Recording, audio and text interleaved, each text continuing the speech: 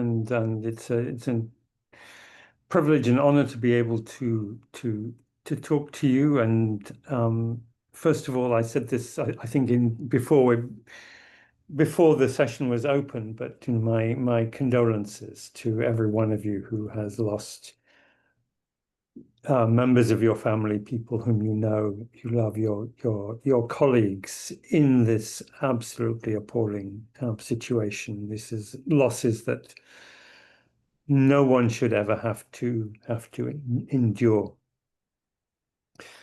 So I wanted to talk particularly about starvation and a couple of aspects of it. So I began my career on this, my research, some 40 years ago in Sudan.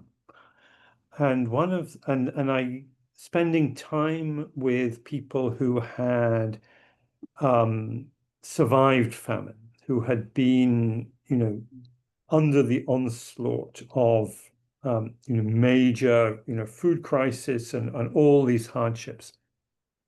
First of all, I came deeply to respect them as people who had far more knowledge and expertise and deep capacities than I did coming from outside. But one of the biggest insights that I came away with was that famine was not only a threat to people's lives, but perhaps more importantly, it was a threat to a way of life.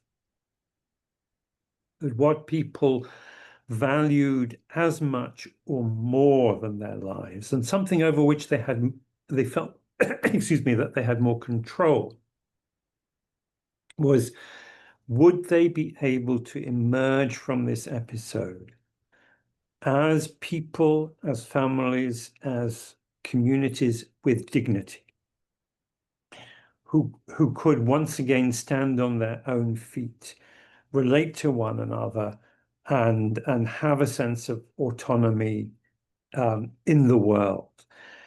And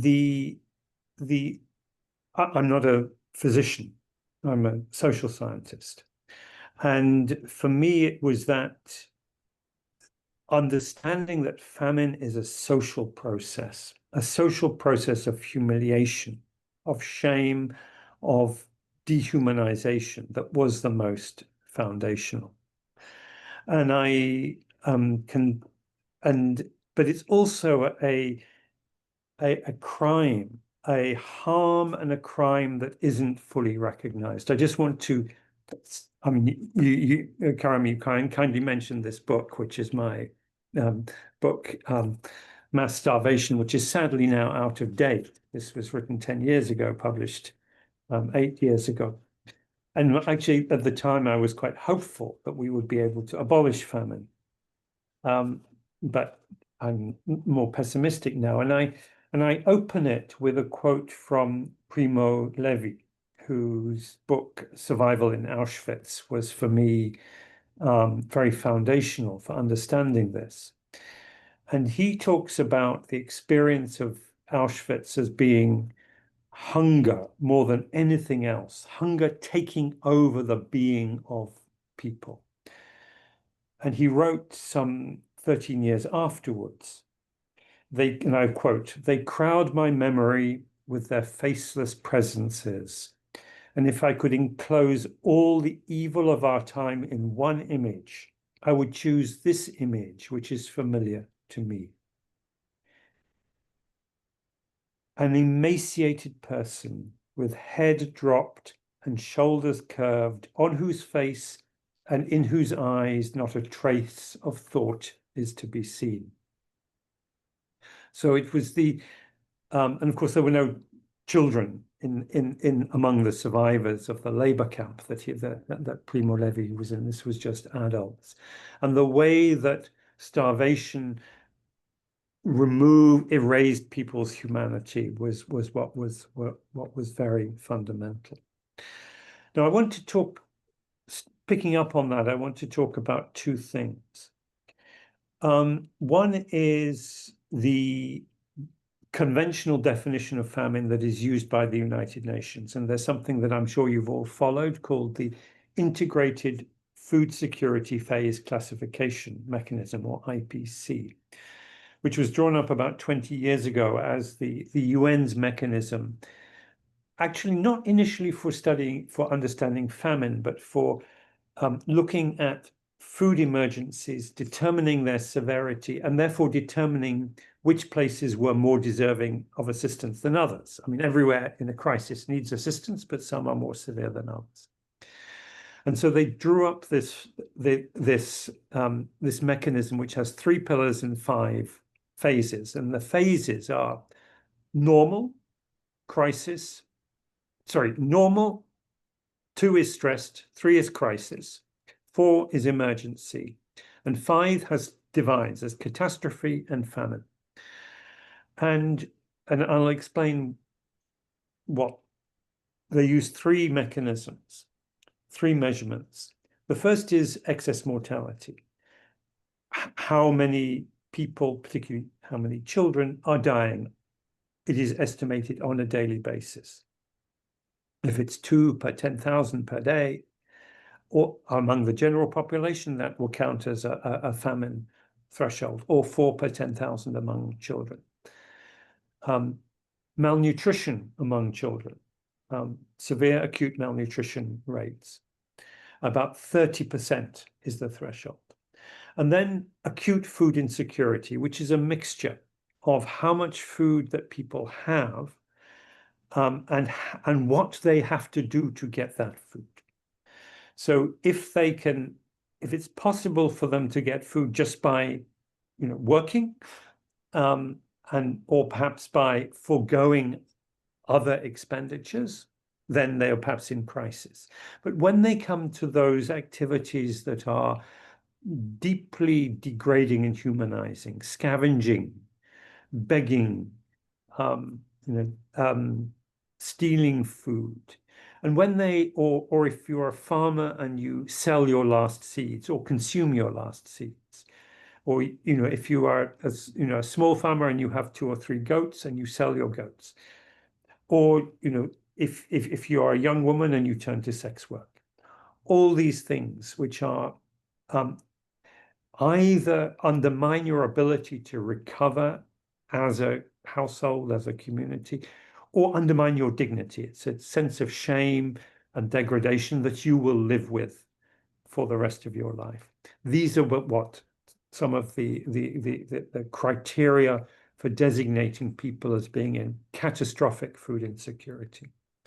Now, for a famine designation to be made, you need all the 3 thresholds. I should just say, the catastrophe or famine threshold for acute food insecurity is 20% of the families or households being in that condition, which points to an important fact, which is that the famine afflicts the poorest and most vulnerable minority. So that in all of these conditions, there are in fact many people who have enough to eat. It's very, very rare to have a population in which everyone is starving. And I think one of the things that misleads many people and is used to mislead people is if there's a picture and you see people who are healthy, you say there can't be a famine, there's people looking healthy there.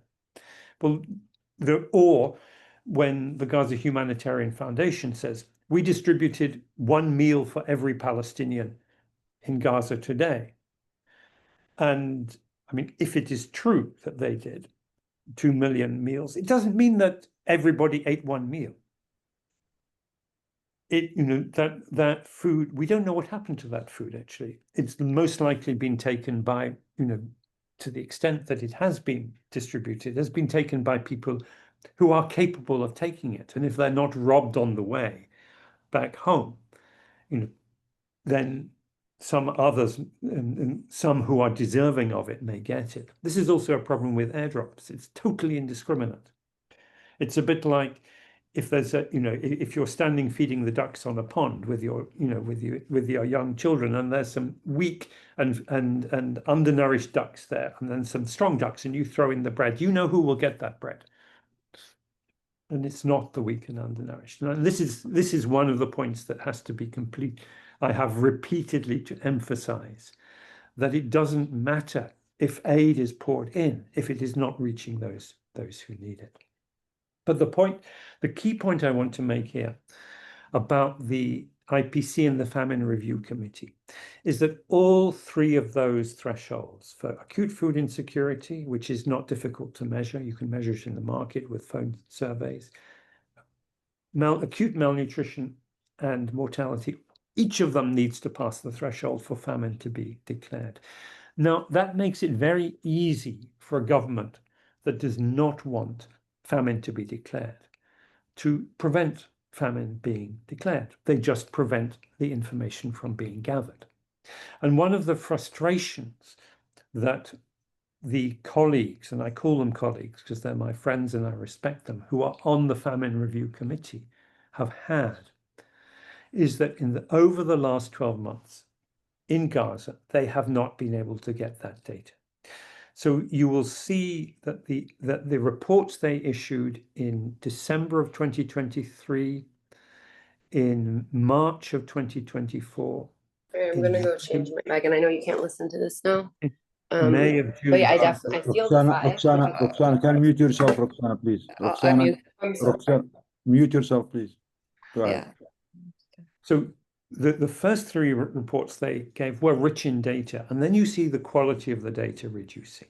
And in particular, they have the quality of malnutrition data is reduced because it is much more difficult to do malnutrition surveys of malnutrition among the general population, and it is almost impossible to get data for mortality among the general population.